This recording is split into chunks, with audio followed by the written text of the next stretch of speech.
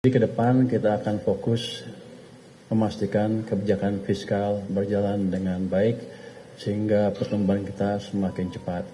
Dalam perjalanannya tentu kita akan meningkatkan juga koordinasi dengan Bank Sentral. Kita akan mendukung Bank Sentral, memperkuat koordinasi supaya kebijakan semakin sinkron, supaya dampak kebijakan antara moneter dan fiskal lebih signifikan ke perekonomian.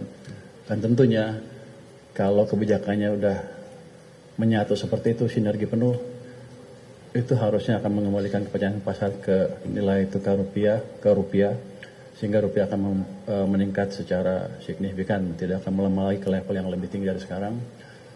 Yang penting adalah kita ingin melihat dampak ke masyarakat yang positif dari rupiah itu. Kan saya dengar penjual tempe, penjual tahu sudah tergerus keuntungannya atau terpaksa menaikkan harga karena bahan bakunya masih diimpor. Yang jelas itu kan menaikkan cost of production mereka. Dengan nanti kebijakan lebih bagus, itu kita akan melihat rupiah yang lebih stabil sehingga para pedagang tahu, tempe dan ibu-ibu di rumah tangga juga bisa merasakan harga yang lebih baik dan tidak terbebani lagi beban hidupnya secara tidak mengalami kenaikan beban hidup yang terlalu signifikan.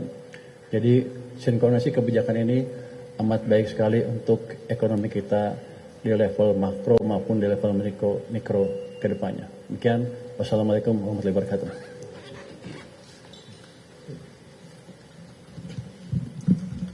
Baik, terima kasih. Yang kami hormati Pak Dasko sebagai pimpinan DPR, Gubernur Bank Indonesia, kemudian Menteri Keuangan dan Mas Hekal, pimpinan Komisi 11, dan teman-teman media yang kami hormati dan kami banggakan, yang hari Sabtu pagi masih terus menjalankan tugasnya. Pertama-tama tentu kami mewakili pemerintah menyampaikan terima kasih kepada Bapak Dasko sebagai pimpinan DPR yang telah memfasilitasi pertemuan pada pagi hari ini di antara kita semua, karena kebetulan Pak Menko Ekonomi sedang berada di luar negeri sehingga kami diminta untuk mewakili. Saya kira ini sebuah gambaran sinyal yang memang kita harapkan, terjadinya koordinasi yang erat, koordinasi yang intens di antara seluruh pemangku kepentingan ekonomi di dalam rangka tadi menjaga baik moneter maupun fiskal kita terus berada di posisi yang kita harapkan.